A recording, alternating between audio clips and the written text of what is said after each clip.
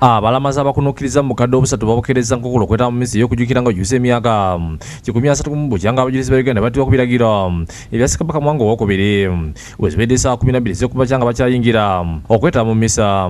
Emmisa yeetabyeko abakungu kuva mu gavumenti ey'awakati n'abalamazi okuva mu mawanga ag'enjawulo okusingira ddala DR Congo erisa abalamazi asoma 500 nga bazze batambula.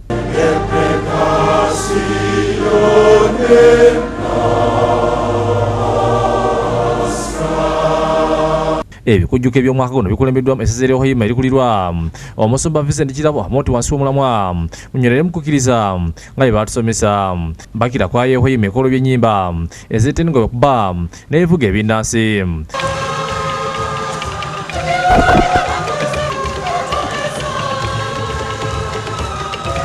Kusaba n'ekitundu abasumba ne bafaaza bafulumya ekereziya ey'omujulizi Kalolirwanga ne boolekera Kayanja bayimbira Mmisa mu nnyiriri ezibadde empanvu. Bakira batambula nga ne babugiriziddwa abafaaza n'Abakristu okuva Obeid mu ndula ey'olulekereke. Muno bakwatidde n'ebisigala by'abajulizi abafiirira eddiini.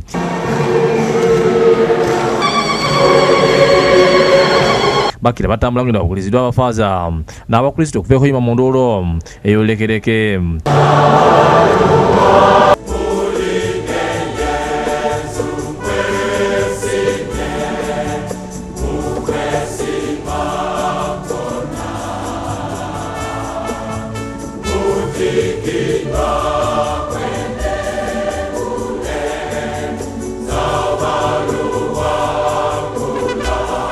Omusumba Kirabo mu kuyigiriza asinzidde ku biragiro ebikulu mu Bayibuli omuli ekyokwagala Katonda n'amaanyi go gonna ssaako n'omutima gwo wamu n'okwagala muntu muno nga bwe weeyagala wekka. Kulungamya kwa Pawulo mutume kwongera okutugumya ffenna mu bulamu bwa Kristu twagale Katonda ate ne bantu bannaffe ng'abajulizi ba Uganda bwe baakola.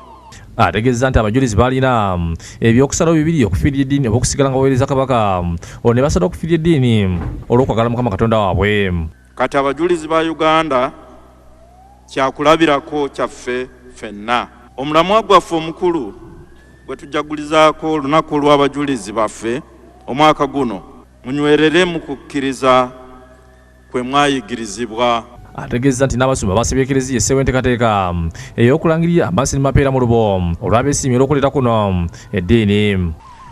Abamisa ne bano be baleeta eddiini ya Kristu era ne bagunjula abajulizi baffe n'abantu bangi mu Bukristu mu Uganda.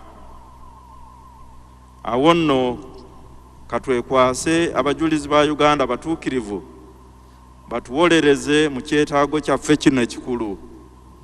Kristo agulumizibwe wamu ne nnyaffe Bikira Mariya kabaka w'abajulizi. Ono era asabye Balamazi okulabira ku bajulizi beejjemu omutima ogukeyaliza bokka enguzi obulyako obukenuzi n'okulwanyisa obutabanguko mu maka.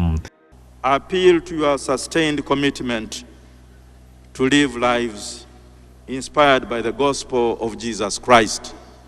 Abantu ab'enjawulo basabidde abakulembeze nabo abaze batuva ku maaso. Essaza ly'Obeid lyolesezza obukudde mu kuzina nga bambadde emyufu n'ebyeru mu Mmisa eno wamu n'okutona ebirabo.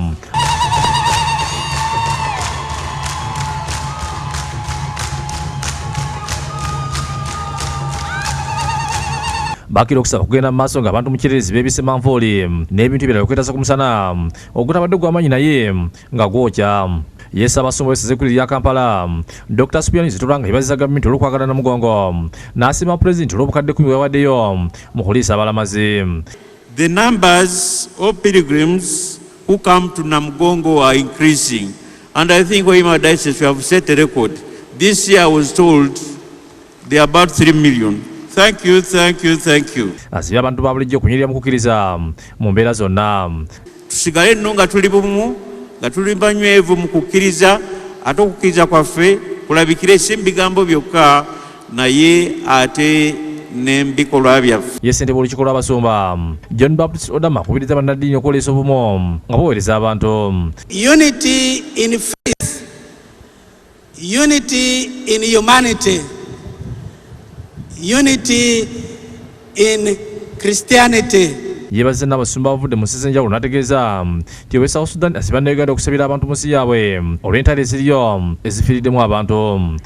And he requested that we ask the intercession of the Uganda martyrs to pray so that Sudan or South Sudan receives peace. Ate omubaka papa mu Uganda Mike Augustine Bloom ategeeza nti okutibwa kw'abajulizi kutambulira wamu nabo era bajjukira buli kiseera.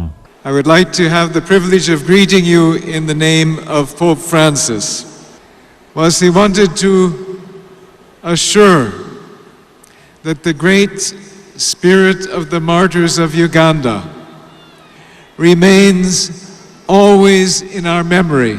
Omumyuka wa President Edward Sekandi nga yeetisse obubaka wa Pulezidenti asibye abakkiriza okuuma obutonde bw'ensi obutagulatagula mu tusina okujuliza ku Bayibuli. Slowly but slowly, we should eventually, universally, reinforce the whole of our agriculture with supplementary irrigation in addition to traditional rain-fed agriculture.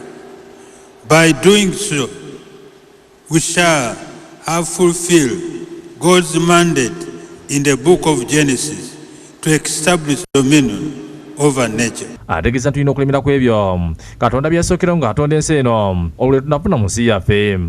Obeid Lutale, Ronald Kakooza ne Nyombi Kenneth, ebakusakidde eggulu eno ku Bukedde TV.